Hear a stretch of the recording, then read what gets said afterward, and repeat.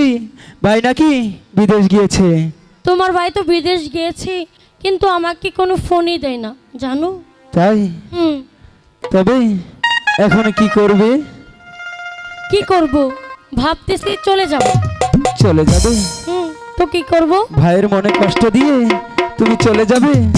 তোমার ভাই তো আমার খবর রাখেই না। ও বাবা মাওলানা, সাইরা কেউ বিদেশ যাইও না।